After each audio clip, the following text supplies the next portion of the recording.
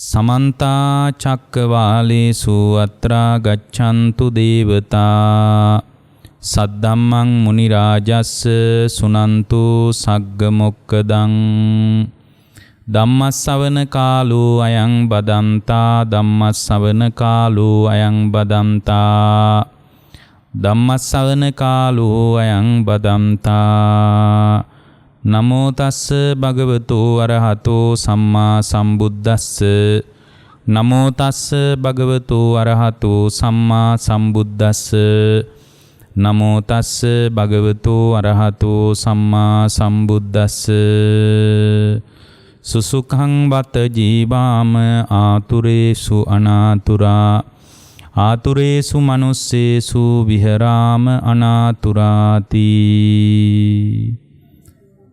ඒ අපගේ ශාස්ත්‍රෝ සම්මා සම්බුදුරජාණන් වහන්සේට අප හැම දිනාගේම নমස්කාරය වේවා. සුපින්වත්නි, ඔබ හැම දිනාම මේ මොහොතේ ඊටාම ශ්‍රද්ධාවෙන් බලාපොරොත්තු වන්නේ ධර්ම ශ්‍රවණය කරන්නටයි, බණ අහන්නටයි.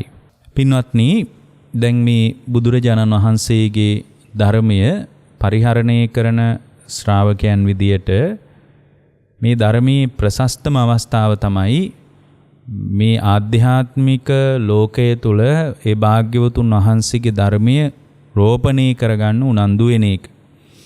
ඒ උනන්දු වෙන ප්‍රමාණයට අනුව තමයි Tamanගේ දුක හමාර වෙන්නේ.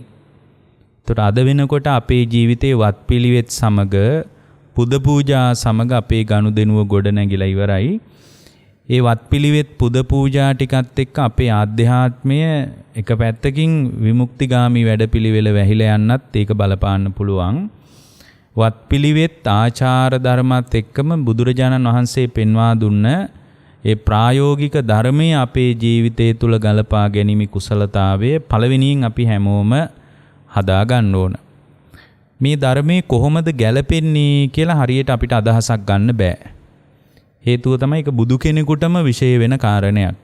තම තමන්ගේ ජීවිතේට මේ ධර්මයේ කොහොම ගැලපෙනවද, ගලප ගන්න ශ්‍රාවකයෙක් කොතනින්ද ගලප ගන්න ඕන කියන එක අපිට හරියට අදහසක් ගන්න බෑ.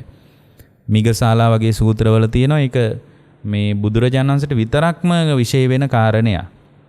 ඔබේ ප්‍රඥාව කොතනද වැඩෙන්නේ?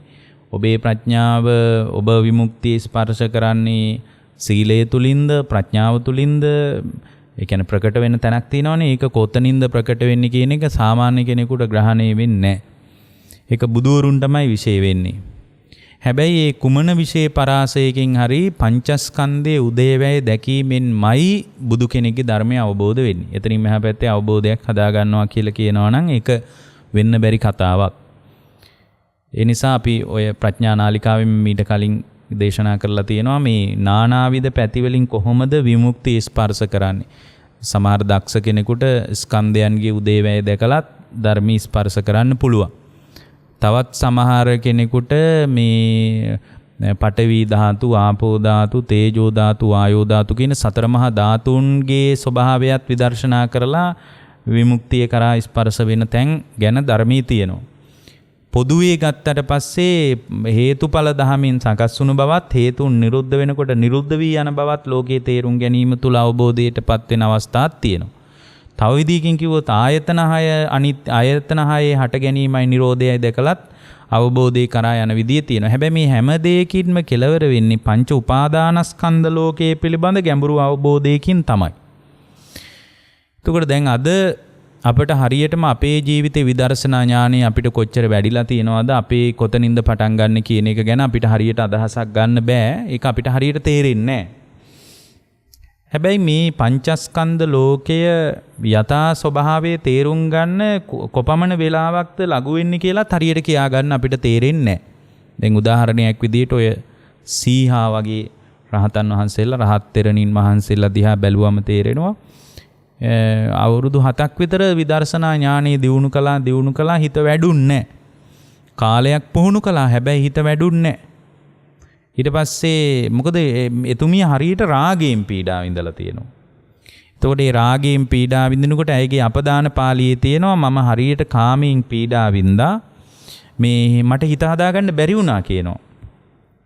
හිත හදාගන්න මම උත්සාහ කරද්දී ඒ උත්සාහ කරන හැම වෙලාවකම අර කාම සංඥාවම සුබ සංඥාවක් විදිහට මගේ ඇතුළට එනවා කියනවා.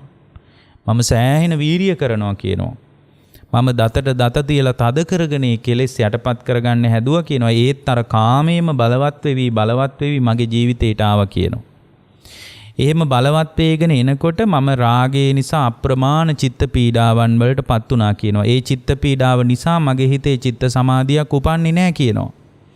මම චිත්ත සමාධියක් උපදවා ගන්න වීරිය කළා කියනවා. මට අවුරුදු 7ක් යනකම් එහෙම එකක් හම්බ වුන්නේ නැහැ කියනවා. අන්තිමටම අවුරුදු 7ක් ගියාට පස්සේ මට හිතුණා මට දැන් මේ පැවිදිකමේ ප්‍රයෝජන ගන්න බෑ. මොකද අවුරුදු 7ක් එක දිගට මම රාගයෙන් පීඩා විඳිනවා. භාවනා කරනවා, චිත්ත සමාධිය යට යනවා. මම අසාර්ථකයි කියලා හිතුණලු. අන්තිමට මේ අසාර්ථකයි කියලා හිතිලා මේ භික්ෂුණීන් වහන්සේ කල්පනා කළාලු ජීවිතේ නැති කරගන්නවා කියලා. ඉතින් ජීවිතේ නැති කරගන්න කියලා හිතාගෙන මම මේකට සැලසුම් කළා කියනවා. ඇයි කියනවා මට හිතුණා මේ ජීවිතේ නැති කරගන්නවා ගිහි බවට නම් පත් වෙන්නේ නැහැ කියලා. කියන්නේ ගිහි බවට පත්වීම හරියට ගින්නකට දාපු දෙයක් මේ ගින්නෙන් පිච්චි තියෙනකොට ඒ ගින්නෙන් එළියට අරගත්තු දෙයක් ආයෙ ගින්නට දානවා වගේ වැඩක් කියනවා. දැන් ගිනි ගන්න තැනකින් ගින්නේ පිච්චෙන දෙයක් එළියට ඇදලා දාලා එතකොට එළියට ඇදලා දැම්මම මේ ගින්නෙන් දැවෙන්නේ නැහනේ. දැවෙන්නේ නැතිකොට ආයෙත් ඒ ගින්නටම දානවා වගේ වැඩක් තමයි ගිහි වෙන එක. මම නම් ගිහි ජීවිතයට යන්නේ නැහැ. මම මේ පැවිද්ද තුලම සියදිවි නසා ගන්නවා කියලා මම කඹේකුත් අතට අරගෙන මම කැලේට ගියා කියනවා. මම මේ කඹේකුත් අතට අරගෙන කැලේට ගියා කියනවා. මම හොඳට මේ මන්දක් හදලා මේ මගේ බෙල්ලට දාගත්තා කියනවා තොණ්ඩුව දාගෙන මම එක පැත්තකින් අත්තකත් ගැට ගැහුවා කියනවා. මේ සීහා අපදාන පාළියේ එක තියෙනවා. මේ තේරිගාතාවලත් ඒක මේ ඒ කතාව කියනවා.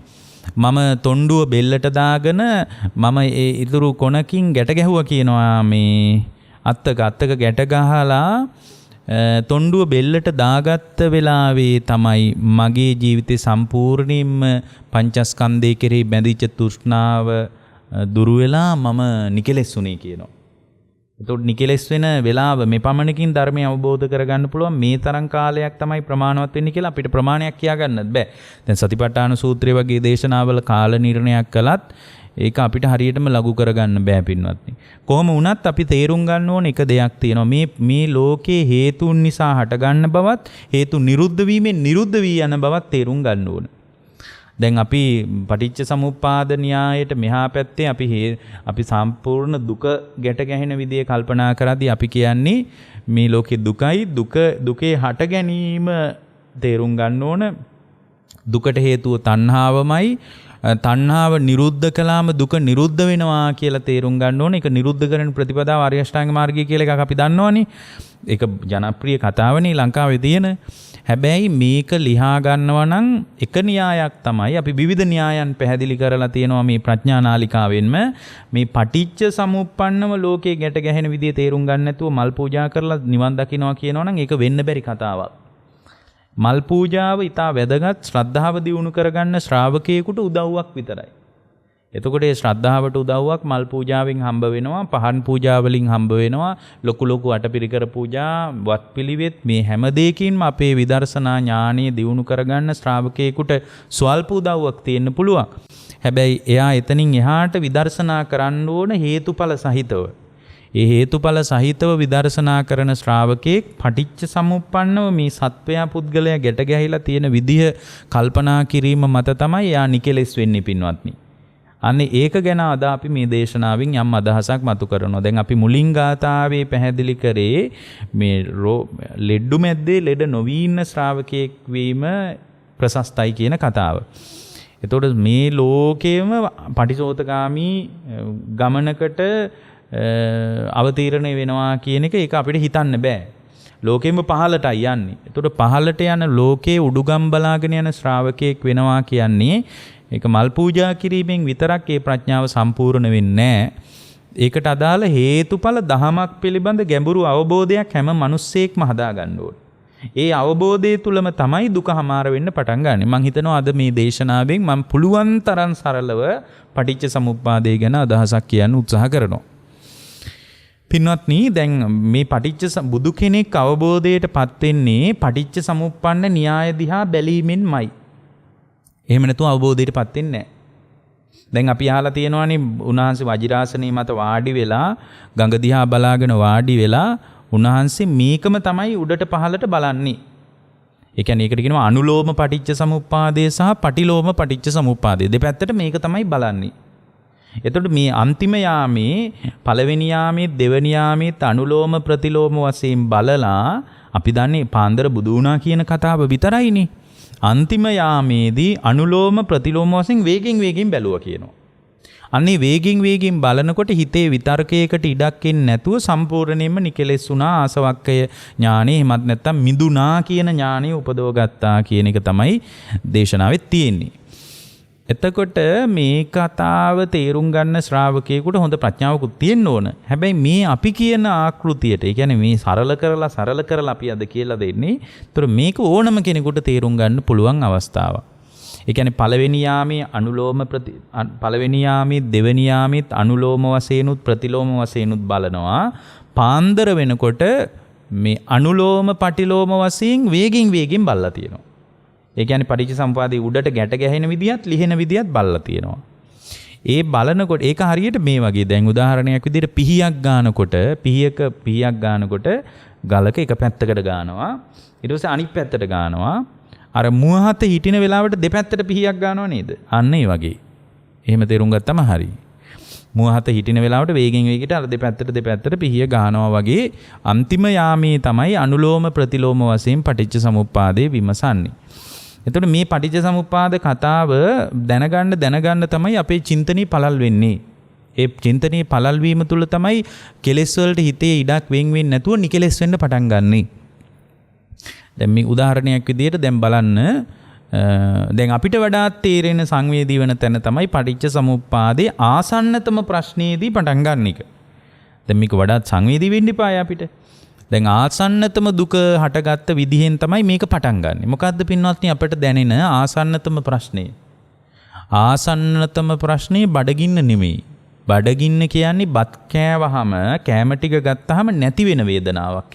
බඩගින්න කියන්නේ. එහෙමනම් ඒක ලෝකේ තියෙන ලොකුම ප්‍රශ්නේ වෙන්න බෑ. ඇයි ඒක කෑම ටික ගත්තාම බඩගින්න නැති වෙනවා නම් කුසගින්න කියන එක ලෝකේ දරුණුම ප්‍රශ්නේ වෙන්න බෑ. ලෝකේ දරුණුම ප්‍රශ්නය තමයි බුද්ධ දේශනාවට අනුව ජරා මරණ දුක. මොකද්ද දරුණුම ප්‍රශ්නය? ජරා මරණ දුක. ඒ කියන්නේ මේක තමයි අපි ඉස්සරහා තියෙන බරපතලම අර්බුදය. ජරාව සහ මරණය කියන එක. ඒ කියන්නේ දුක බුදුරජාණන් වහන්සේ විස්තර කරද්දී කියනවා අපි ජාති දුක පැත්තකින් තියමුකෝ. ජරාව, ව්‍යාධිය, ශෝකය, පරිදේවය, දුක්ඛ, දොම්නස, අත් දෙක පපුවට ගහගන්නේවා, කායික දුක්, මානසික දුක්, මේ දුක ඔක්කොටම ප්‍රධාන හේතුව තමයි ජරා මරණ දුක. අකුලල කිව්වොත්. තවත් එක වචනයකින් මොක පැහැදිලි කරොත් එහෙම සංක්ෂිප්තව කිව්වොත් පංච උපාදානස්කන්ධයම තමයි දුක කියලා කියන්නේ. රූප වේදනා සංඥා සංකාර විඥාන කියන පංචස්කන්ධ ලෝකයයි දුක කියන්නේ පින්වත්නි. දුක කියලා අපි කියනවා දරුවා නිසා දුක් විඳිනවා, අම්මා නිසා දුක් වෙනවා, අපේ මේ නෝනත් එක්ක ආව දවස් ඉඳලා තමයි මම මෙච්චර දුක් විඳින්නේ. තව සමහර අය කියනවා නෝනලා කියනවා අපි මං එච්චර ඒ කාලේ හොඳට හිටියාම දුරවනේ මේ මහත්යත් එක්ක ආපු දවස් ඉඳලා මං විඳවනවා කියලා අපි හිමීට එක එකනාට දුක තල්ලු කරාට පින්වත්නි මේ දුක කියන්නේ පංචස්කන්ධ දුකයි. පංචස්කන්ධ දුක ඇති වෙන විදිය ගැන අපි මෙතනදී කතා කරන්නේ මේ පංචස්කන්ධ ලෝකේම තමයි දුක. පංචස්කන්ධ ලෝකය කියලා කියන්නේ මේ නාම රූප ධර්මයන් ඔස්සේ හටගන්න දුකේ ස්වභාවයක් තියෙනවා. අපි ඒකත් ටිකක් එක පැත්තකින් තියමුකෝ. දැන් කෙටියෙන් කිව්වොත් ජරා මරණ දුක. දැන් ඔබට තේරෙන විදිහට කිව්වොත් ජරා මරණ දුක තමයි අපි ඉස්සරහා තියෙන බරපතල ප්‍රශ්නය. ජරාවටපත් වෙන එක, වයසට යන එක, ලෙඩ වෙන එක, ව්‍යාධියටපත් වෙන එක, මේක තමයි අපි ඉස්සරහා තියෙන ලොකුම ප්‍රශ්නේ. මරණ දුක. මොකද්ද මරණ දුක? මරණ දුක කියන්නේ මේ ජීවිතේ කොච්චර හම්බ කරගෙන හිටියත් ඉඩකඩම් දීපල යාන වාහන උගත්කම් බුද්ධිමත්කම් මොනවා තිබුණත් ළඟදී ඔබට මේ ජීවිතේ පින්වත්නි අතහැරෙනවා. අතහැරෙන වෙලාවක් අපි දන්නේ නැහැ. ඒක අද රාත්‍රියේ වෙන්න පුළුවන්. මේ ගෙවෙන්නේ ඔබේ අන්තිම රාත්‍රිය වෙන්නත් පුළුවන්. එතකොට මේ ජීවිතය අතහැරෙන්න මහා විශාල සාධක ඕනද? නෑ, පොඩි මදුරුවෙකුට පුළුවන් මේක නැති කරන්න. පුංචි මදුරුවෙකුට පුළුවන් මේක. එතකොට මේක තමයි අපි ඉස්සරහා තියෙන බරපතල ප්‍රශ්නය. දැන් එතන ඉඳලා පිටිපස්සට බලාගෙන යන්නයි තියෙන්නේ. හොඳයි, ජරා මරණ දුක නම් අපි ඉස්සරහා තියෙන බරපතල ප්‍රශ්නේ. පින්වත්නි, මේ බරපතල ප්‍රශ්නේ ඇති වුණේ කුමක් නිසාද? මොකක් නිසාද පින්වත්නි ජරා මරණ දුක? ඔව්, ජරා මරණ දුක කියන එක කේන්දරයේ ප්‍රශ්නයක් නිසා හටගත් එකක් නෙමෙයි. ඒතර කේන්දරයේ ප්‍රශ්නයක් නිසා ජරා මරණ දුක හටගත්තා කියන්නේ ප්‍රාථමික අවස්ථාවක්. සෙනසුරු නිසා දුක හට ගන්නවා, නැකතේ අවුලක් නිසා දුක හට ගන්නවා, මේ විදියට මේ දෙවියෝ දුක හදනවා. මේ වගේ කතා ටික ඔක්කොම ප්‍රාථමික කතාන්දර. ඊට වඩා ප්‍රශස්ත කතාව තමයි උපන් නිසාමයි දුක හටගන්නේ. මේ දුක හටගන්නේ උපන් නිසා, කේන්දරේ නිසා නෙමෙයි. දැන් බලන්න මේ පටිච්ච සමුප්පන්න න්‍යායෝස්සේ ලෝකේ දිහා බලන්න පටන් ගත්ත ගමන්ම තේරෙනවා මේ දුක ඇති වෙන්නේ උපන් නිසා කියනකොට අර ඉතුරු ඔක්කොම ප්‍රශ්න ටික ඉවර නැද්ද? ඉවරයි. එතකොට උපන් නිසා නම්, ඒ කියන්නේ ජාතිපච්චයා ජරා මරණ ශෝක පරිදේව දුක්ඛ දෝමනස් උපායාස නම්, ජාතිය නම් මේ දුකට හේතුව. ඊට පස්සේ ආ කල්පනා කරනවා හොඳයි. දැන් උන්වහන්සේත් ඕක තමයි කල්පනා කරන්නේ. ජාතියටත් මොකක් හරි හේතුවක් තියනවද? මේ ජාති දුක හටගන්න බලපෑ. ජාතිය කියනකොට හිතන්න එපා මේ මිනිස්සු අතරම මව්කුසකින් බිහිවීමම. බිත්තර කට්ටක් අස්සේ වෙන්නත් පුළුවන්, කුණු ගොඩක රොඩු ගොඩක් අස්සේ වෙන්නත් පුළුවන්. ඒතකොට මේක තේරෙන්නේ නැහැ පින්වත්නි සම්මාදිට්ඨිය නැති ශ්‍රාවකයෙකුට. ඇයි? සම්මාදිට්ඨිය නැති කෙනෙකුට මේ කතාව තේරෙන්නෙත් නැහැ. හේතුව තමයි සම්මාදිට්ඨියේ තියෙනවා. හැබැයි සම්මාදිට්ඨික සූත්‍රයේම තියෙනවා සම්මාදිට්ඨිය ඇති වෙන ක්‍රම 16ක් තියෙනවානේ. එතකොට මේ සම්මාදිට්ඨිය ඇති වෙන්නේ 16ම පටිච්ච සමුප්පාදේ මුල් කරගෙන. හැබැයි ඊට වඩා සම්මාදිට්ඨිය ගැන අපිට ප්‍රසිද්ධ කතාව තමයි දසවස්තුක මිත්‍යා දෘෂ්ටිය කියලා එකක් තියෙනවා. ඒකෙන් වෙන් වුණාට පස්සේ දසවස්තුක සම්මාදිට්ඨිය කියලා එකක් තියෙනවා. අම්මා පිළිගන්නවා, තාත්තා පිළිගන්නවා, ඊට පස්සේ පින පිළිගන්නවා, දන් දීමේ විපාක පිළිගන්නවා, සිල් රැකීමේ විපාක පිළිගන්නවා. ඔය අතර මේ ධර්මය අවබෝධ කරපු ශ්‍රමණ බ්‍රාහ්මණ පිරිස හිටියා කියලා පිළිගන්නවා. ඕකේ, මෙලෝ පිළිගන්නවා, පරලෝ පිළිගන්නවා. ඕකේ, හරියම ලස්සන එකක් තියෙනවා. මේ අත්ති සත්තා ඕපපාතිකා. ඕපපාතිකව සත්තු ඉන්නවා කියලාත් පිළිගන්නවා. දැන් මෙතන දැන් උපත ගැන කල්පනා කරනකොට ඕපපාතිකව සත්තු ඉන්නවා කියලා පිළිගත්තේ නැත්නම් සම්මාදිට්ඨිය සම්පූර්ණ වෙන්නේ නැහැ. දැන් මෙතන උපත යා තේරුම් ගන්නවා බිත්තර කට්ටක් අස්සේ වෙන්නත් පුළුවන්, ගර්භාෂ බිත්තියක් ඇතුලේ වෙන්නත් පුළුවන්, කුණු ගොඩක රොඩු ගොඩකත් වෙන්න පුළුවන්. ඔය අතර තියෙන ඕපපාතිකව වෙන්නත් පුළුවන්. අන්න ඔය විදියට හතර ආකාරයකින් ජාතිය පහළ වීම තමයි ජරා මරණ දුකට හේතුව. එතකොට එදා භාග්‍යවතුන් වහන්සේ බලනවා හොඳයි ජරා මරණ දුකට හේතුව ජාතිය නම්. ඒතකොට ජාතියෙත් විවිධත්වයක් තියෙන්නේ. දැන් අපිට ප්‍රකට ගර්භාෂ බිත්තියක් ඇතුලේ කලල රූපයක් විදියට වැඩෙන උපත. එතකොට ඒකම නෙමෙයි උපත කියලා කියන්නේ. එතකොට ජාතිය කියන්නේ එතනට විතරක් නෙමෙයි. ජාතිය විවිධත්වයක් තියෙන්නේ. එතකොට ජාතිය නම් මේකට බලපාන හේතුව උන්වහන්සේ බලනවා හොඳයි ජාතිය කියන එක ඇති වෙන්නේ කුමක් නිසාද? ජාතියටත් මොකක් හරි හේතුවක් තියෙනවද කියලා උන්වහන්සේ පිටිපස්සට විමසනවා. විමසනකොට උන්වහන්සේට තේරෙනවා ජාතිය කියන්නේ නිකම්ම පහළ වුණ එකක් නෙමෙයි, හේතු සහිතව හටගත් එකක්. මොකක්ද හේතුව? ජාතියට හේතුව තමයි පින්වත්නි භවය. භවපච්චයා ජාති. භවේ නිසයි ජාතිය හටගන්නේ. ඒතර භවය කියන එකට දෙන්න පුළුවන් කිට්ටුම අදහස තමයි විපාක පිණිස කර්ම සකස් වීම නිසා තමයි ජාතිය පහළ වෙන්නේ. ඒතර විපාක පිණිස කර්ම සකස් වුනේ නැත්නම් ජාතිය කියලා එකක් පහළ වෙන්නේ නැහැ. ඒතර භවය කියන්නේ මොකද්ද? විපාක පිණිස කර්ම සකස් වෙනවා. එතකොට විපාක පිණිස කර්ම සකස් වෙන්නේ කාම ලෝකයට අදාළව නම් ඒකට කියනවා කාම භවය කියලා. එතකොට මේ භවය කියලා කියන්නේ මෙතන විපාක පිණිස කර්මයක් සකස් වෙනවා. ඒ විපාක පිණිස කර්ම සකස් වීමට අනුව තමයි පින්වත්නි භවපච්චය ජාතිය පහළ වෙන්නේ. එතකොට මේ ජාතිය විවිධත්වයක් තියෙනවා.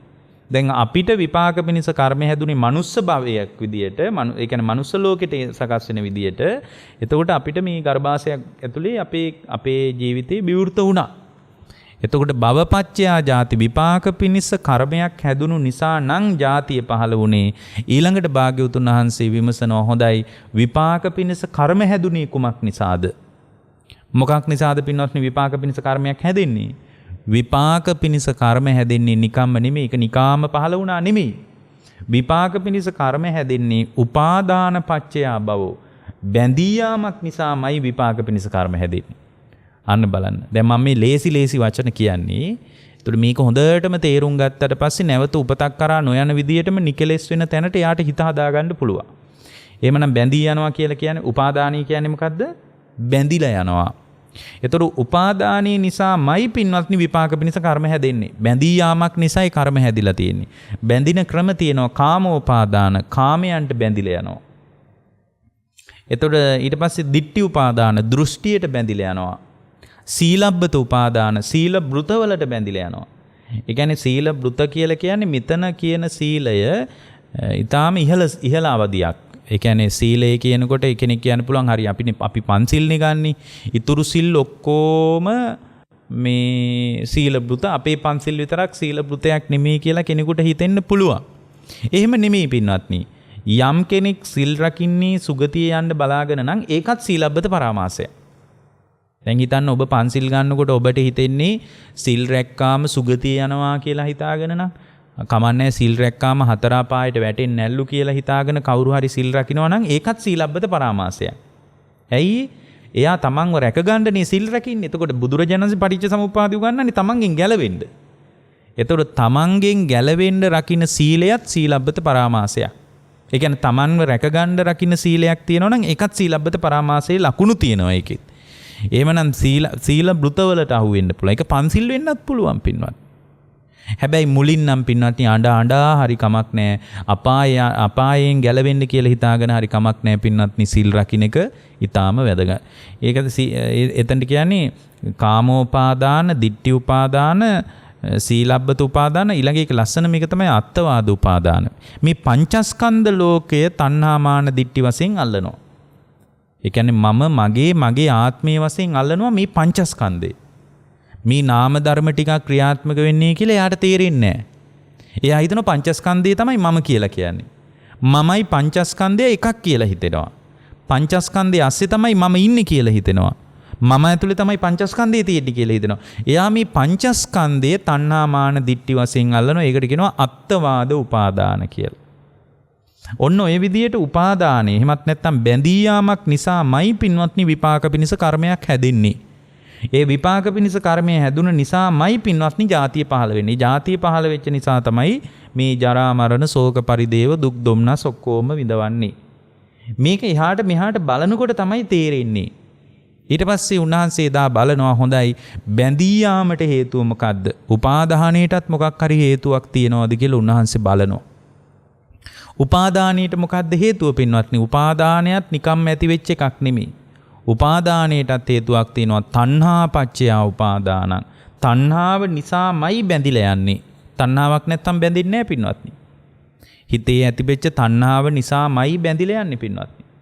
තණ්හාව කියන ස්වභාවයක් මනසේ ඇත්තේ නැත්තම් එයා බැඳින්නේ නැහැ. බැඳින්නේ නැත්තම් ඊට අනුව විපාක පිණිස කර්ම හැදින්නෙත් නැහැ. ජාතියකුත් නැහැ. ජරා මරණ ශෝක පරිදේව දුක්ඛ දෝමනස් උපායාසත් නැහැ. එහෙමනම් මේ තණ්හාව කියන දේ නිෂ්පාදනය වීම නිසාමයි ජරා මරණ හටගත්තේ. දැන් උන්වහන්සේ තවත් ඉස්සරහට බලනවා හොඳයි තණ්හාව කියන එක නිකම්ම හටගත් එකක්ද? උන්වහන්සේ දකිනවා තණ්හාවත් නිකම්ම හටගත් එකක් නෙමෙයි. තණ්හාවටත් හේතුවක් තියෙනවා. මොකද්ද පින්වත්නි තණ්හාවට හේතුව? තණ්හාවට හේතුවක් තියෙනවා. තණ්හාවට හේතුව තමයි වේදනාපච්චය තණ්හා. විඳින්න යාම නිසායි තණ්හා උපදින්නේ. විඳින් නැති දෙයකට තණ්හාව උපදින්නේ නැහැ පින්වත්නි. විඳින දේවල් වලට තමයි තණ්හාව උපදින්නේ.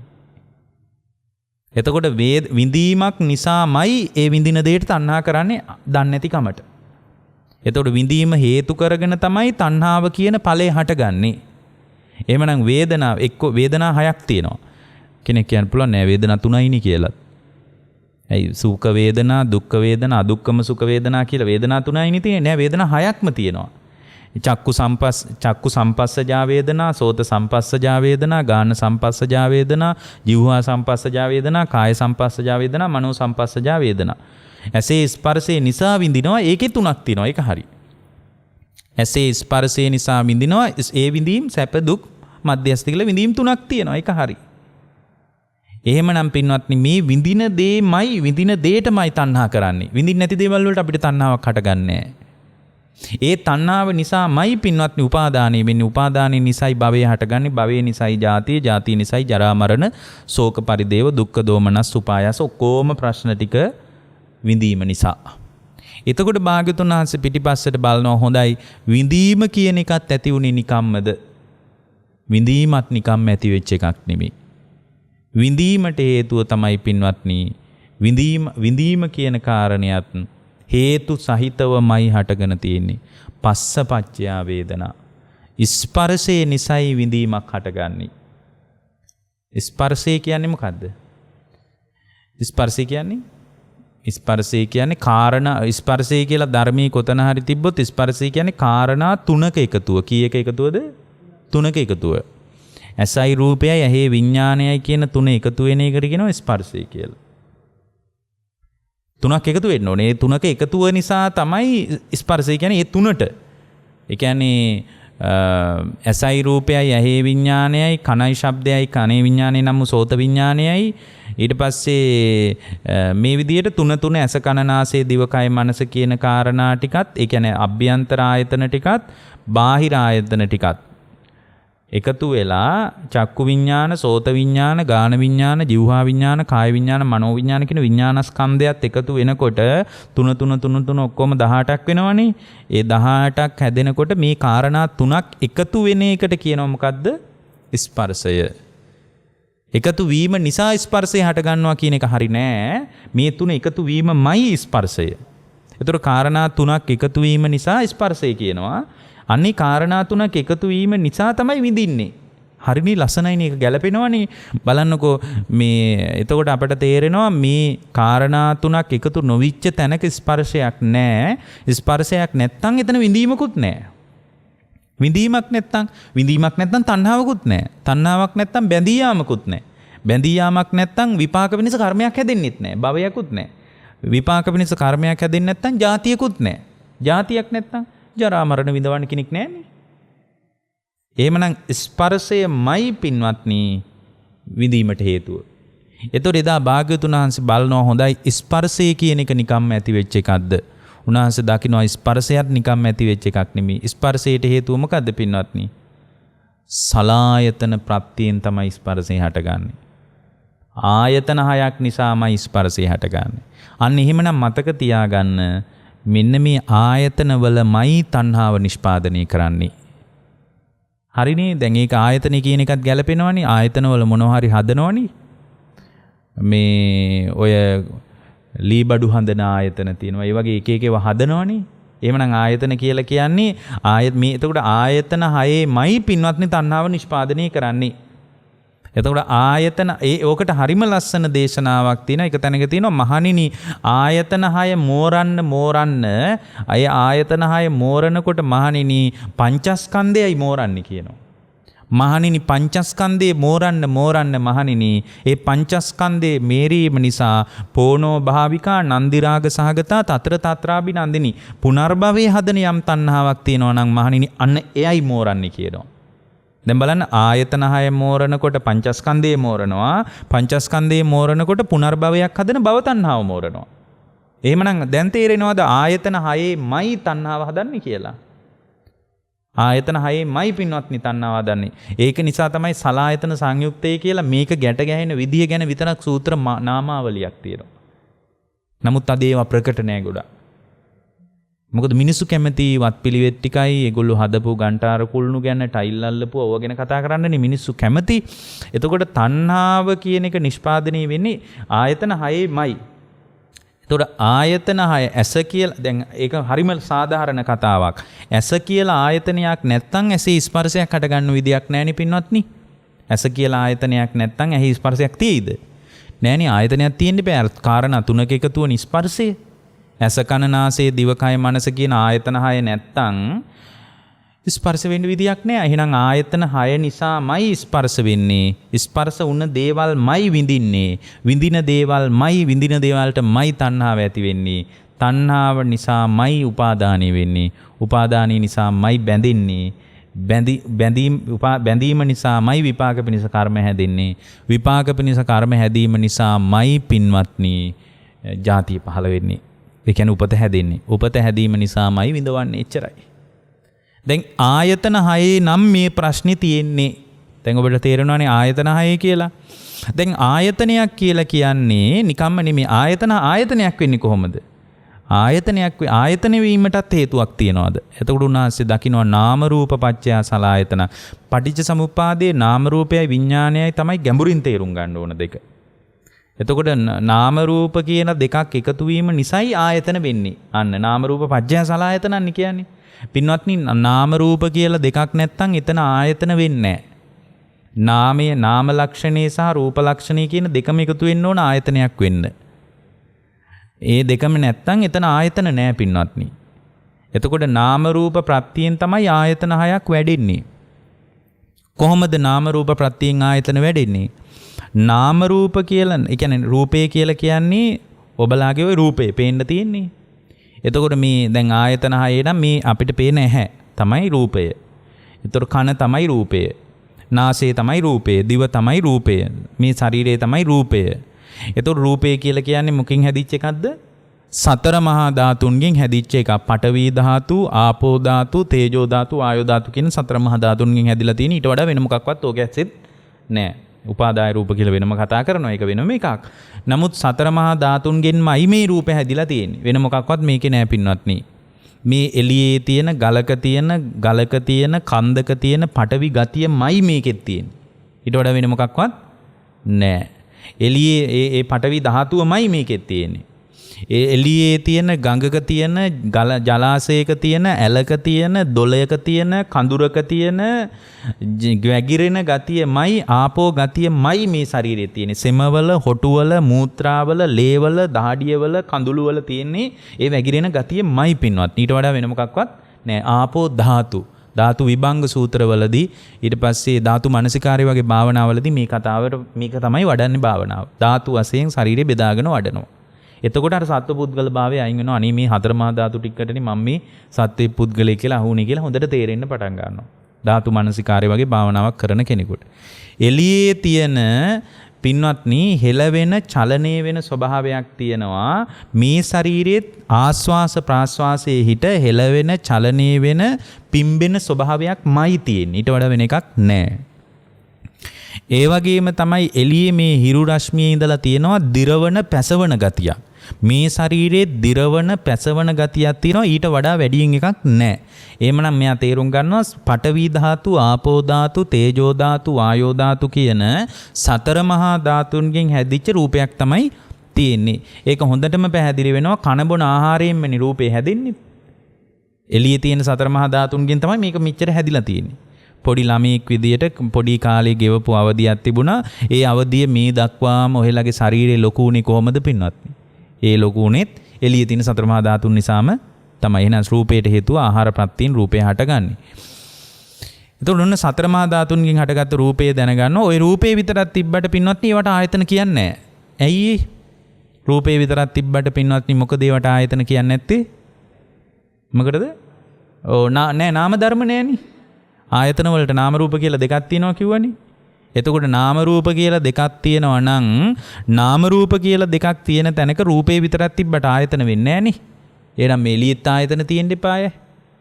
ගස් කල් වලත් ආයතන කියලා හඳුන්වන්න එපා. හැබැයි මෙහෙම එකක් තියෙනවා. දැන් කෙනෙකුට මේක ප්‍රශ්නයක් වෙන්නත් පුළුවන්. භාග්‍යවතුන් වහන්සේ අභ්‍යන්තර ආයතනයි බාහිර ආයතනයි කියලා වෙනම කියලා තියෙනවා. ඒක ආයතන විස්තර කරගනිද්දී අපි හොඳට තේරුම් ගන්න ඕන එක. මේ ඒ වගේම තමයි පින්වත්නි හැම වෙලාවකම හැම එකක්ම ආයතනයක් වෙන්නේත් නැහැ. දැන් ඉස්සලා අපි ආයතන ගැන තෝරගමුකෝ. ආයතන කියන්නේ රූපයක් තියෙන්න ඕන සතර මහා ධාතුන්ගෙන් හැදිච්ච ඒකටම නාම ධර්ම ටිකක් එකතු වෙන්න ඕන. මොනවද නාම ධර්ම ටික? වේදනා, සංඥා, චේතනා, පස්ස, මනසිකාර කියන ටික එකතු වෙන්න ඕන. මොනවද? වේදනා, සංඥා, චේතනා, පස්ස, මනසිකාරය කියලා ටිකක් එකතු වෙන්න ඕන. එතකොට තමයි නාම රූප වෙන්නේ. වේදනා, සංඥා, චේතනා, පස්ස, මනසිකාර නැත්තම් ඒක නාම රූප වෙන්නේ නැහැ. ඒ වේදනා, සංඥා, චේතනා, පස්ස, මනසිකාරයත් එක්ක රූපේ නම් වූ ඇහැ කියන එකයි මේ ඇහැ කියන එළිය හැදිලා තියෙන ඇහැ තියෙන්නේ. අපි හිතනවා මේකට තමයි පේන්නේ කියලා. මේකට පේන්නේ නැහැ පින්නත්. මේක කණ්ණාඩියක් වගේ හොය තියෙනවා එච්චරයි. දැන් අපේ තියෙන අවිද්‍යාවට අපි කියනවා ඇහැටමයි පේන්නේ කියලා. රූපමයි පේන්නේ කියනවා. ඒ අපේ තියෙන අවිද්‍යාවට. එතකොට නාම රූප කියන ධර්මයන් එකතු වීම තුලයි ආයතනයක් හැදෙන්නේ. එතකොට ඇහැ මෙහිම තිබ්බට ඇහැ නාම රූපයන්ගෙන් හැදෙන්න ඕන. මේ ඇහැ එළියෙන් බැලුවම රූපේ තියෙනවා. නාම රූප දෙක නැත්තම් ආයතන වෙන්නේ නැහැ. මලමිනී වලට ආයතන නැත්තේ ඒකයි. මලමිනී වලට ආයතන නැහනේ. ඇයි? මේ ඇහැ මේ විදිහටම තියෙනවා. දිව මේ විදිහටම තියෙනවා. ඒ විදිහට තිබ්බට නාම ලක්ෂණේ නැහනේ. වේදනා සංඥා චේතනා පස්ස මනසිකාරය කියන ඒ ටික නැහනේ. එතකොට වේදනා සංඥා චේතනා පස්ස මනසිකාර කියන දැන් වේදනාව කියන්නේ මොකද්ද? විඳීම. සංඥා කියන්නේ අඳුනා ගැනීම. චේතනා කියන්නේ කර්මය. වේදනා සංඥා චේතනා මේ තුනම එක මේ තුනටම හේතු වෙනවා ස්පර්ශය කියලා එකක්. ඒකයි ඊළඟට ස්පර්ශය කිව්වේ. වේදනා සංඥා චේතනා පස්ස. ස්පර්ශය කියන්නේ කාරණා තුනක එකතුව. වේදනා සංඥා චේතනා පස්ස මනසිකාර. මනස වැඩේට යෙදිලා තියෙන්නත් ඕන. මෙන්න මේ පහ එකතු වුණොත් ඇස මුල් කරගෙන අන්න ඒ ඇහැ තමයි ආයතනයක් වෙන්නේ. ආයතන කීයක් තියෙනවද? ආයතන 6යි. සලායතන ප්‍රත්‍යෙන්නේ පින්වත්නි මේ ස්පර්ශය හටගන්නේ. ඒතර ආයතන 6ක් තියෙනවා. හැබැයි මේ හැම ආයතනයක්ම හැම වෙලාවකම ආයතන නෙමෙයි. අන්න ඒකත් තේරුම් ගන්න එක වැදගත්. අපි හිතනවා එහෙනම් පණ තියෙන දැන් මලමිනියකට ආයතන නැහැ කිව්වනේ. එහෙනම් පණ තියෙන හැම මිනිහෙකුටම මේ ආයතන 6 හැම වෙලාවකම ක්‍රියාත්මකයිද කියලා එක දාර්ශනික ප්‍රශ්නයක් අහන්න පුළුවන්. මේ 6 හැම වෙලාවකම ආයතන නෙමෙයි. දැන් මේ වෙලාවේ ඔබගේ ඇස ආයතනයක්. ඇයි? ඔබ මං දකිනවා. ඔබ මේ කතාව ඇහෙන. එතකොට මේ කතාව ඇහෙනකොට කනත් ආයතනයක්. හැබැයි එක වෙලාවක එක ආයතනයයි පවතින්නේ. එක වෙලාවක ආයතන දෙකක් පවතින්නේ නැහැ. දැන් ඒතකොට කෙනෙක් කියන්න පුළුවන් නෑනේ ඔබ වහන්සේ කියන එකත් අපිට මේ වෙලාවේ ඇහෙනවා. එහෙනම් කනත් ආයතනයක් නේ. ඇසත් මේ වෙලාවේ ආයතනයක්. ඇයි ඔබ වහන්සේව පේනවා අපිට. ඉතින් දැන් ඊට පස්සේ ඔබ වහන්සේම කියනවා ඇස ආයතනයක් වූ විට කන ආයතනයක් නොවේ කියලා. කන ආයතනයක් වූ විට දිව ආයතනයක් නොවේ කියලා. දැන් හරිනේ දිව නම් මේ වෙලාවේ ආයතනයක් නෙමෙයිනේ. ඇයි? ඒතර ආයතන නොවේ නම් ඒවා මොනවද? ඒවා ඉන්ද්‍රිය විදියට පවතිනවා. ඒවා මොන විදියටද පවතින්නේ? ඉන්ද්‍රියන් විදියට මේ වෙලාවේ ක්‍රියාත්මකයි. දැන් දිව ඔබේ ඉන්ද්‍රියක් මේ වෙලාවේ. දිව ආයතනයක් නෙමෙයි. ඇයි? නාම රූප ලක්ෂණේ දිවට එකතු වෙලා නැහනේ. දිවට නාම රූප දෙක එකතු වෙලා නැහැ මේ වෙලාවේ. එතකොට දිව නිකම්ම ඉන්ද්‍රියක් විදියට පවතිනවා. නාම රූප දෙක එකතු වුණොත් තමයි දිව ආයතනයක් වෙන්නේ. ජීවහා ආයතනය. එතකොට ඇසට නාම රූප දෙක මේ වෙලාවේ එකතු වෙලා තිනවා. ඇස මනස මේ සම්පූර්ණ මස් වලින් හැදිච්ච ඇහැ මස් ඇසක් තියෙනවා. වේදනා සංඥා චේතනා පස්ස මනසිකාරය කියලා මේ බණ කතාව ASCII ඔබට ඒ ඇස සම්බන්ධව කාරණා ටිකක් ඇති වෙලා කන සම්බන්ධවත් ආයතනයක් වෙලා තිනවා. මොකද කන මේ කනත් හොඳට කම්බෙරේ කම්පෙත්ත මේ රූප කොටසක් තියෙනවා. වේදනා සංඥා චේතනා පස්ස මනසිකාරය තියෙන නිසා තමයි ඔබ මේ කල්පනා කර කර මම මේ කියන එක අහන්නේ. එතකොට කනත් ආයතනයක්. දැන් ඊළඟට ඔබතෝ කෝටිකයක් හැදෙනවනේ. ඇයි? දැන් ඊළඟට ඔබ වහන්සේම කියනවා එක ආයතනයක් එක වෙලා පින්වත්නි මේ වෙලාවෙත් එක ආයතනයයි එක වෙලාවක පවතින්නේ. ඇති වෙන නැති වෙන ධාරිතාවය අල්ලන්න බෑ. ඒ නිසා අපිට හිතෙනවා මේ ටික ඔක්කොම එකට පවතිනවා කියලා. ඒ අපේ අවිද්‍යාවට කියන කතාවක්. එතකොට එක දිගට පවතින ආයතන නෑ. හටගෙන නිරුද්ධ වෙලා යනවා. නිරුද්ධ වෙන වෙලාවක් කියන්නවත් බෑ. හට ගන්නවා නිරුද්ධ වෙනවා. ඒ නිසා තමයි අපි කියන්නේ මේ නාම රූප ධර්ම ටිකක් හටගෙන නිරුද්ධ වෙන එක හොඳට දකින්නකොට තේරෙනවා මේ අජ්ජත්තික වශයෙන් මගේ ඇතුළෙත් නාම රූප ටිකක් විතරයි ක්‍රියාත්මක වෙන්නේ. බහිද්ධාවා කායේ කායानुපස්සී විහෙරති. එළියෙත් නාම රූප ටිකක් විතරයි ක්‍රියාත්මක. එතකොට තමයි අර දරුවා කියන සත්වපුද්ගල භාවයත් කැඩිලා යන්නේ. ඒ කියන්නේ මම කියන සත්වපුද්ගල භාවයේ කැඩිලා යනකොට එයා දක්ෂ වෙනවා බහිද්ධාවා කායේ කායानुපස්සී විහෙරති. එළියටත් ගලපනවා. එතකොට එළියේ දරුවා, බිරිඳ, ස්වාමියා, අම්මා, තාත්තා කියලා අල්ලගත්ත බාහිර සත්වපුද්ගල භාවයක් තියෙනවනේ. අන්න ඒ රළු නීවරණයත් යට යනවා. එතකොට මේ බලන්න මේක බොහොම පරිස්සමින් කරගන්න ඕන දෙයක්. එතකොට දැන් මේ වෙලාවේ සමහර විට ඔබ මන් දිහා මේ බලාගෙන මේ කතාව ඇහුවට ඔබ මේ වෙලාවක මන ආයතනින් ඉන්න පුළුවන්. එතකොට ඇස නිකන් මන් දිහා බලනවා වගේ මං ඉස්සෙල්ලා කිව්වනේ ඇහැ නිකන් කණ්ණාඩියක් වගේ ඔය තියෙනවා විතරයි කියලා. මන ආයතනේ පවතින වෙලාවට චක්කු ආයතනේ පවතින්නේ නැහැ. ඇයි පවතින්නේ නැහැ? ඒකනේ සමහර අය කියන්නේ ඔයා මන් දිහා බලාගෙන හිටියේ ඇයි මාව දැක්කේ නැද්ද? මං ඔයාට කතාත් කරලා ගියා. ඒතකොට කියනවා නෑ මන් දැක්කේ නෑ. ඇයි යමනාපෙන්ද? නෑ මම දැක්කෙම නෑ කියනවා. ඒතකොට කියනවා නෑ මම දිහා බලාගෙනත් හිටියානේ. මන ආයතනෙන් ඉඳලා තියෙන්නේ. ඇයි? මන ආයතනේ තියෙන වෙලාවට ඇස නම් වූ ආයතනේ ක්‍රියාත්මක නෑ. සෝත ආයතනේ ක්‍රියාත්මක නෑ. එක වෙලාවක එක ආයතනයයි ක්‍රියාත්මක.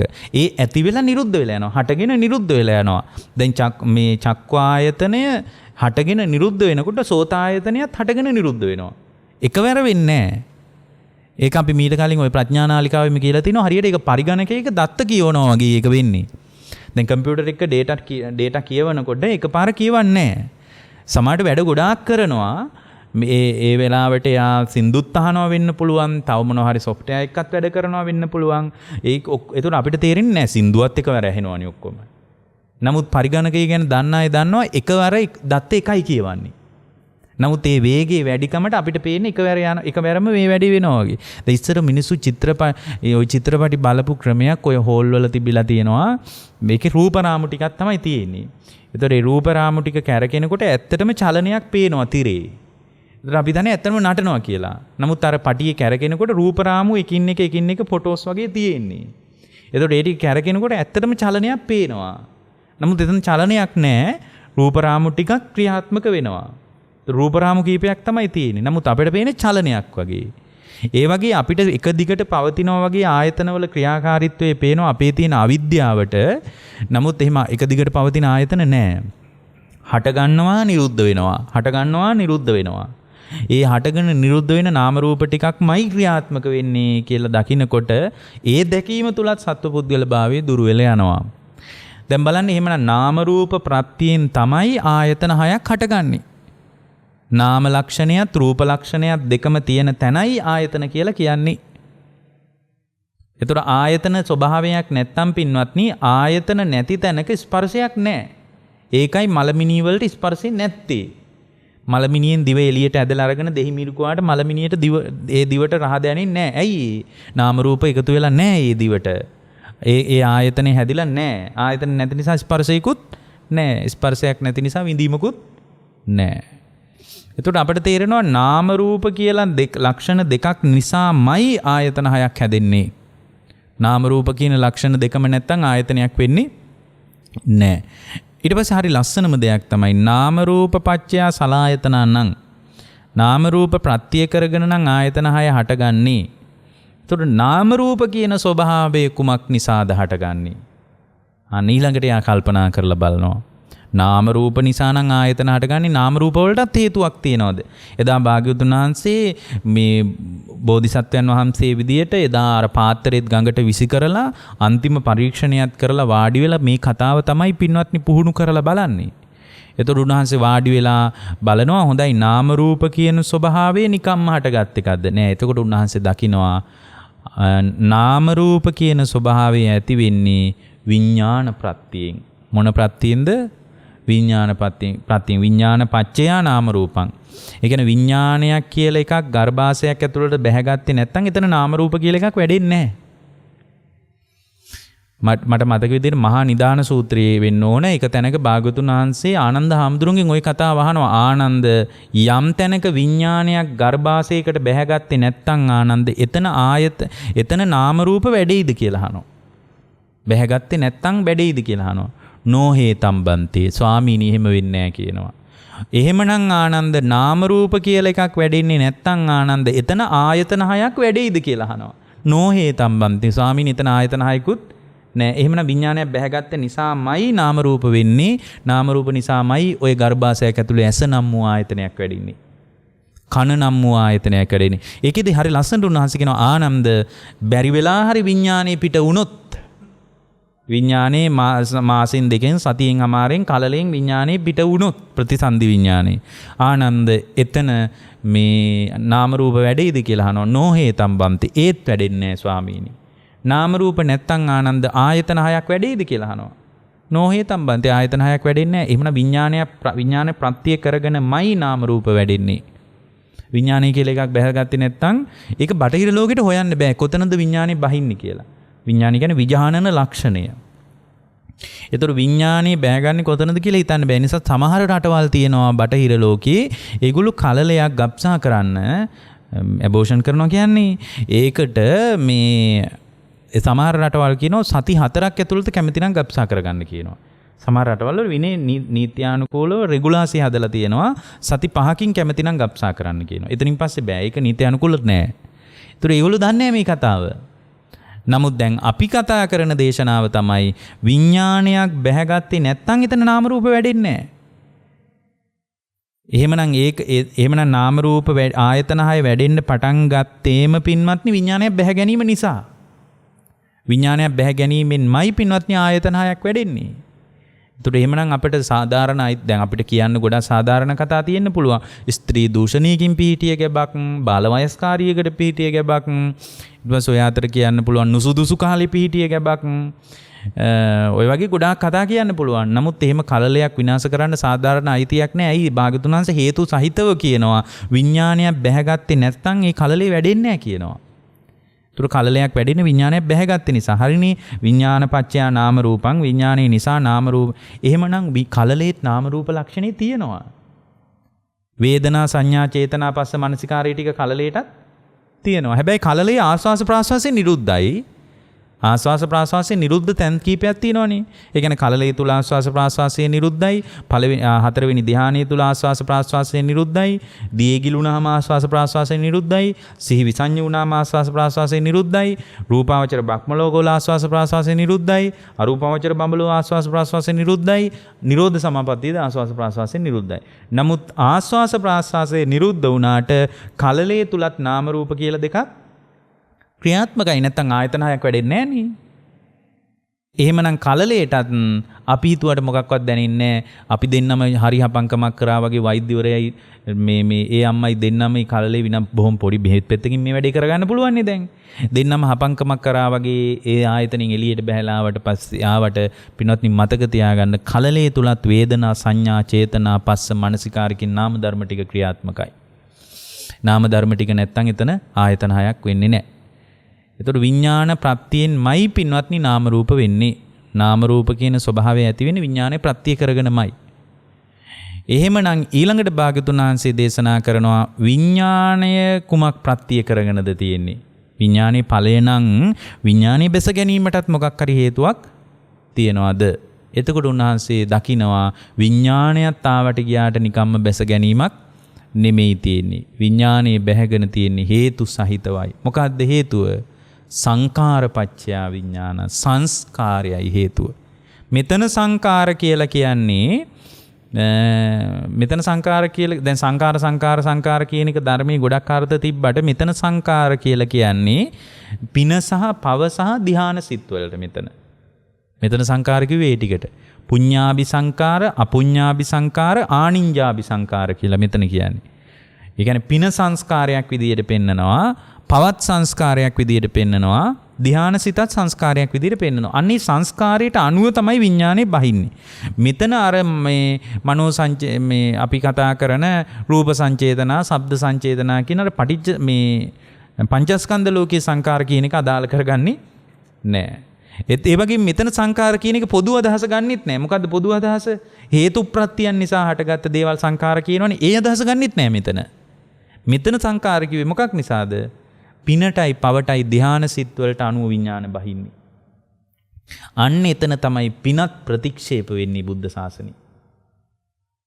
ඒ කියන්නේ බුද්ධ ශාසනයේ පින ප්‍රතික්ෂේප වෙන විදර්ශනා ඥානෙ දියුණු කරන ශ්‍රාවකයෙකුගේ ජීවිතය තුළ පින අභිභවා යන තැනක් එනවා. ප්‍රතික්ෂේප කරනවා කියනකොටත් වඩා ඒක තමයි හරියන ආචරණය. ඒ කියන්නේ පිනට බුදුරජාණන් වහන්සේලා පිනට බය වෙන්න කිව්වේ නෑ. මා පුඤ්ඤ බායි කියලා සූත්‍රයක තියෙනවා මහණෙනි පිනට බය වෙන්න එපා කියලා. නමුත් එයා පිනත් විදර්ශනා කරනවා. කොහොමද පින විදර්ශනා කරන්නේ? කොහොමද පින්වත්නි පින විදර්ශනා කරන්නේ? දැන් පින් කරනවා තමයි. ඊට පස්සේ එයා පිනත් විදර්ශනා කරනවා. අනේ පිනත් විපාක දිදී අනිත්‍ය වෙනවා නේද? අන්න එහෙමයි එයා කල්පනා කරන්නේ. පින නිසා දිව්‍ය ලෝකයයි. හැබැයි දිව්‍ය ලෝකේ ගියාම ඒ විපාකේ අනිත්‍ය වෙනකොට ආයෙ කොහෙටද වැටෙන්නේ පින්වත්නි? ආය නිරේට. එයා පිනත් විදර්ශනා කරනවා. මොකද මේ විදර්ශනා ඥානයේ අසට එයා පිනක් දානවා. එයා පින විතරක් නෙමෙයි පින්වත්නි. එයාගේ දියුණු මේ විදියට ප්‍රශස්ත දියුණුවක් ඇති වෙනකොට එයා බුදුරජාණන් වහන්සේත් විදර්ශනා කරනවා. භාග්‍යවතුන් වහන්සේත් අනිත්‍ය වුණා නේද? එතකොට උන්වහන්සේගේ ධර්මයත් අනිත්‍ය වුණා නේද? සංඝයත් අනිත්‍ය වුණා නේද? සිල් රැකීමේ විපාකයත් අනිත්‍ය වෙනවා නේද? දන් දීමේ විපාකයත් අනිත්‍ය වෙනවා නේද? ඕපපාතිකව සත්තුත් අනිත්‍ය වෙනවා නේද කියලා මේ ලෝකෙම විදර්ශනා කරනවා. එතකොට එයාට එතකොට තමයි පින්වත්නි පින අභිභවා ගියපු විදර්ශනා ඥානයක් උපදින්නේ.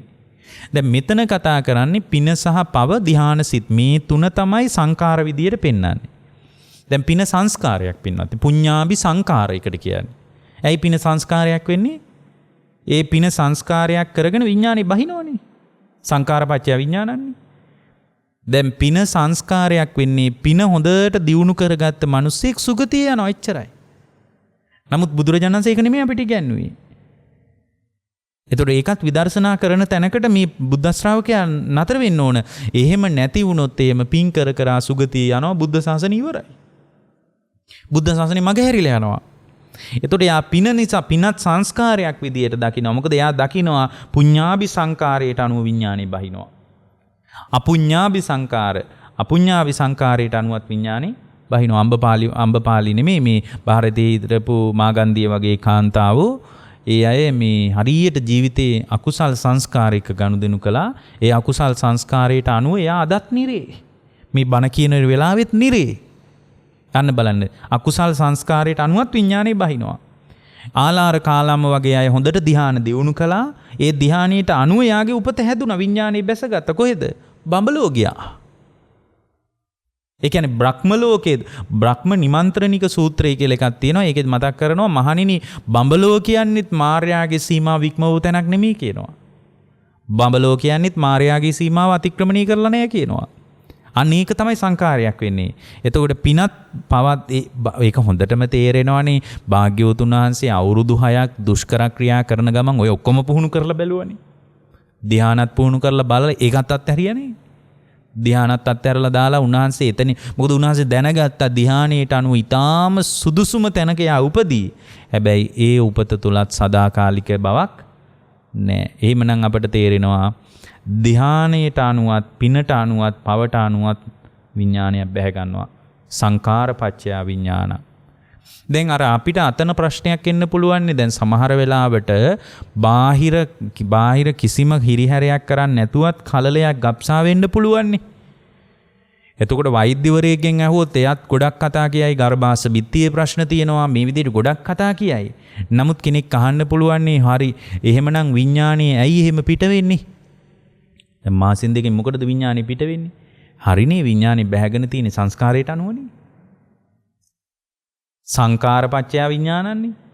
විඥානේ මේ හුදකලා වෙලා බැසගත් එකක් නෙවෙයිනේ. සංස්කාර ප්‍රත්‍ය කරගෙන විඥානේ බහින්නේ. සංස්කාරවල මෝස්තරයට අනුවනේ විඥානේ බහින්නේ. ඒ නිසා සංකාරපච්චය විඥාන නම් සංස්කාරයට අනුව විඥානයක් බැහැ ගන්නවා. විඥානයක් බැස ගැනීම නිසා නාම රූප කියලා එකක් ඇති වෙනවා. නාම රූප නිසා ඔය ඇස කන නාසය දිවකය මනස කියන ආයතන හයක් වැඩෙන්නේ. ආයතන හයක් නිසයි පින්වත්නි ස්පර්ශ වෙන්නේ. ස්පර්ශ නිසයි මිනිස්සු විඳින්නේ. විඳීම නිසයි විඳින දෙයටයි තණ්හාව ඇති වෙන්නේ. විඳින්න නැති ඒවට තණ්හාව ඇති වෙලා තියෙනවද කවදා හරි? ඔබලාට කවදා හරි පින්වත්නි විඳපු නැති දේවල් වලට තණ්හාවක් ඇති වෙලා තියෙනවද? එක්කෝ දැකපු දෙයකටයි තණ්හාව ඇති වෙන්නේ, එක්කෝ අහපු දෙයකටයි තණ්හාව ඇති වෙන්නේ, එක්කෝ දැනුණු දෙයකටයි තණ්හාව ඇති වෙන්නේ, එක්කෝ හිතුණු දෙයකටයි තණ්හාව ඇති වෙන්නේ. ඔය හතරට වඩා ලෝකේ තණ්හාවක් ඇති වෙන්නේ නැහැ පින්වත්නි. එක්කෝ දැකපු දෙයක්, එක්කෝ අහපු දෙයක්, එක්කෝ දැනුණු දෙයක්, එක්කෝ හිතුණු දෙයක්. මෙන්න මේ හතරටමයි තණ්හාව ඇති වෙන්නේ. ස්පර්ශය නිසාමයි තණ්හාව ඇති වෙන්නේ. පස්ස පච්චය වේදනා, වේදනා පච්චය තණ්හා. විඳිනේවට තණ්හාව ඇති වෙන්නේ. විඳපු නැති, අහපු නැති, දැකපු නැති, දැනුම් නැති කිසි දෙයකට අපේ හිතේ තණ්හාවක් ඇති වෙන්නේ නැහැ. එතකොට තණ්හාව ඇති උනේ කොහෙද පින්වත්නි? ඇස මුල් කරගෙනමයි තණ්හාව ඇති උනේ. කන මුල් කරගෙනමයි තණ්හාව ඇති උනේ. ඊට පස්සේ මේ විදියට තණ්හාව ඇති වුණාම තණ්හාව ඇති වෙනකොට එයාට තේරෙන්නේ නැහැ තණ්හාව හැදිච්ච විදිය. තේරෙන්නේ නැතිකොට එයා ඒ තණ්හාව නිසාම උපාදානය කරගන්නවා. බැඳිලා යනවා. බැඳී යාම නිසාමයි විපාක පිණිස කර්ම හැදෙන්නේ. විපාක පිණිස කර්ම හැදිච්ච නිසාමයි ජාතිය පහළ වෙන්නේ. චක්‍රයක් වගේ ආයෙත් බැහැ ගන්නවා. විපාක පිණිස කර්ම හැදිච්ච නිසාමයි ජාතිය පහළ වෙන්නේ. ජාතියට අනුවමයි ජරා මරණ ශෝක පරිදේව දුක්ඛ දෝමනස් හැඬීම් වැළපීම් කායික දුක් මානසික දුක් කායික පරිදාහය මානසික පරිදාහය කායික දැවිලි මානසික දැවිලි ඔක්කොම ඔය නිසා සංස්කාරය නිසා පින හෝ පව හෝ ධ්‍යාන සිත නිසා. හොඳයි පින හෝ පව හෝ ධ්‍යාන සිත කියන එක මේ සංස්කාරයත් නිකම්ම දැති වෙන්නේ පින්වත්නි. සංස්කාරයට හේතුව මොකද්ද? අවිජ්ජා පත්‍ය සංඛාර. අවිද්‍යාවයි හේතුව. මිනිස්සු අවිද්‍යාව නිසාමයි පින් කරන්නේ. අවිද්‍යාව නිසාමයි පව් කරන්නේ. අවිද්‍යාව නිසාමයි ධ්‍යාන පුරුණු කරන්නේ. පින දැන් කෙනෙක් කියන්න පුළුවන් දැන් මේක පිනට බැහැගත්ත ගමන් අහපු කෙනෙක් කියන්න පුළුවන් මේ පින කොච්චර බුදුරජාණන්සේ අගය කරලා තියෙනවද කියලා. හැබැයි පින්වත්නි මෙතන ඊට වඩා ඉහළ අවස්ථාවක් විදිහට සලකන්න. එවැනි පිනක් දියුණු කිරීම නිසා කිසි වරදක් නැහැ.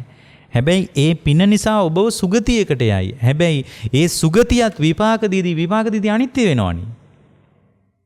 එතකොට ඒ විපාක දීදී අනිත්‍ය වෙලා ආයෙත් ඒ පින් කරපු මිනිහත් නිරේට යනවා නම් අන්න ඒ වගේ තැනකිනුත් ගැලවෙන්නයි මේ උදව් කරන්නේ. පින හොඳයි තමයි. ගිහියෙක්කෝ පැවිද්දෙක්කෝ දෙවියෙක්කෝ යම් සැප ප්‍රතිපදාවකින් Tamanගේ ජීවිතේ ගෙවනවා නම් ඒකට උදව් වෙලා තියෙන පිනමයි. මම කියන්නේ පින් කරන ගමන් ඒ පින තුලත් විදර්ශනා කරන්න. හරි එහෙමනම් අපි අදින් පස්සේ පින් නැහැ. අපි දානෙ දෙන්නෙත් නැහැ.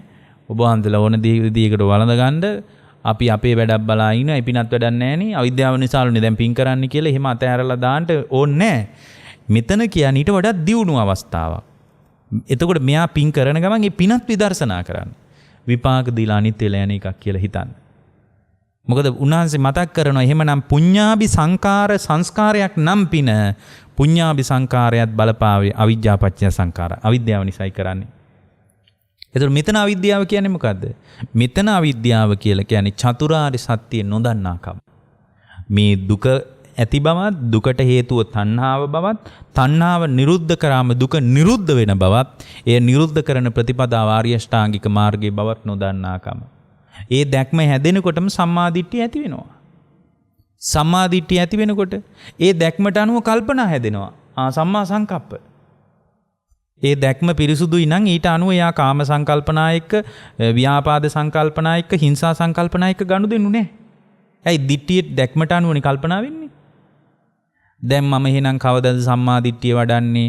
දැන් එහෙනම් ලබන මාසේ සම්මා සංකල්පය වඩනවා. එහෙම එකක් නැහැ. බලන්නකෝ මේක කොච්චර ප්‍රායෝගිකද කියලා. දැක්ම හැදෙනකොට දැක්මට අනුව කල්පනා හැදෙනවා. සම්මා සංකප්ප. ඒ කල්පනා හැදෙනකොට ඒ කල්පනා වලට අනුව එයා කතා කරන්නේ සම්මා වාචා. ඊට පස්සේ ඒ කල්පනා වලට අනුව එයාගේ ආජීවය පිරිසුදු වෙනවා. සම්මා ආජීව. ඒ කල්පනා වලට අනුව තමයි එයාගේ කර්මාන්තේ පවා තීරණය වෙන්නේ. ඊට අනුව එයා උත්සාහ කරනවා මොකද්ද? කුසලය තුලම දායාද වෙනවා. අකුසලය ප්‍රතික්ෂේපම කරලා දානවා. සම්මා වායාම. සම්මා වායාම කියන්නේ සතර සම්‍යක්ප්‍රදාන වීරියනේ මෙතන කියන්නේ. අකුසලයේ දුරු කරනවා. උපන්න අකුසලයක් තියෙනවා නම් නැවත වැඩෙන්න දෙන්නේ නැහැ. නූපන්න අකුසලයක් තියෙනවා නම් ඉපද වෙන්න දෙන්නෙත් නැහැ. උපන් කුසලයක් තියෙනවා නම් දියුණු කරනවා. නූපන් කුසලයක් තියෙනවා නම් අවුස්ස උපද්දවනවා. ඕකනේ සම්මා වායාම කිව්වේ. ඒතකොට ඒක මෙයාගේ ජීවිතේ નિરાයාසයෙන් වැඩෙනවා. සිහිය Tamanගේ පැත්තේ තියෙනවා. සම්මා සති. ඊට අනුව පින්වත්නි හැම කුසල් සිතකම එකඟතාවයක් පවතිනවා. සම්මා සමාධිය. එතකොට මේ දැක්ම හැදෙනකොට ඒ දැක්මට අනුව අනිකුත් ආර්යංග ටික ඔක්කොම වැඩිගෙන යනකොට ඒ වැඩිගෙන යෑම තුළ යාගේ සතර සතිපට්ඨානයත් සම්පූර්ණ වෙනවා. සතර සම්‍යක් ප්‍රදාන වීරියත් සම්පූර්ණ වෙනවා. සතර එ르දිපාදයක් සම්පූර්ණ වෙනවා. පංච බලයත් සම්පූර්ණ වෙනවා. පංච ඉන්ද්‍රිය ධර්මයන්ුත් සම්පූර්ණ වෙනවා. සප්ත බුද්ධංගත් සම්පූර්ණ වෙනවා. එතකොට මේ අවිද්‍යාව කියන ස්වභාවය නිසා ගැට ගැහෙන සංස්කාරයේ ස්වභාවයත් එතකොට මේ අවිද්‍යාව නිසා යා සංස්කාරයට බහින්නේ එයා පින් කරනවා ඒ පින තුලත් විදර්ශනාවමයි දකින්නේ. එතකොට පව කොහොමත් කෙරෙන්නේ අපුඤ්ඤාවි සංකාරයගේ නෑ. ඊට පස්සේ එයා ධානාසිත උපදෝමින් ඒ ධානාසිත අභිභවාගිය සම්පූර්ණයෙන්ම කෙලෙසුන්ගේ නිරුද්ධ වෙලා අන්තිම දැනීම මාත්‍රේ විතරක් ඉතුරු වෙන තැනක් ගැන යා හොයනවා.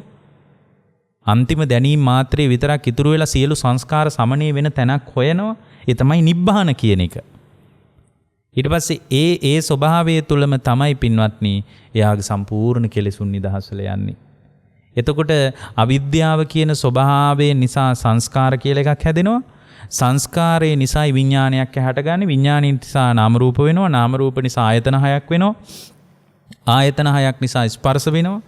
ස්පර්ශය නිසා මිනිසු විඳිනවා. විඳීම නිසා තණ්හාව ඇති වෙනවා විඳින දේවල් වලට. තණ්හාව නිසා හිත බැඳිලා යනවා. තණ්හාව ඇති වෙච්ච දේවල් වලට බැඳිලා යනවා. බැඳීම නිසා විපාක පිණිස කර්ම හැදෙනවා Taman තුලම. ඒ විපාක පිණිස කර්ම හැදෙනකොට ඒකට අනුව ජාතිය පහළ වෙනවා. ජාතිය පහළ වුණාම ඊට අනුව පින්වත්නි ජරා මරණ ශෝක පරිදේව දුක් දුම්නස් කායික දුක් මානසික දුක් ඔක්කොම ඇති වෙනවා. බලන්න මේ කතාව දැනගත්ත ගමන්ම යා කොච්චර නිදහස්ද කියලා. දෙවියොන්ට වගකීම දෙන්නේ ඇයි? මේ පටිච්ච සමුප්පන්නව හේතු සහිතව භාගතුන් වහන්සේ උගන්වලා තියෙනවා. හේතු සහිතව අපට පැහැදිලි කරලා තියෙනවා මේ දුක හටගන්න විදිහ. එතකොට මේක කේන්දරයට බාර දීලා යා හිමීට ඇඟ බේරගන්නේ නැහැ. ඇයි යා දන්නවා මේ දුක හටගත්තේ හේතු සහිතව කියන කතාව.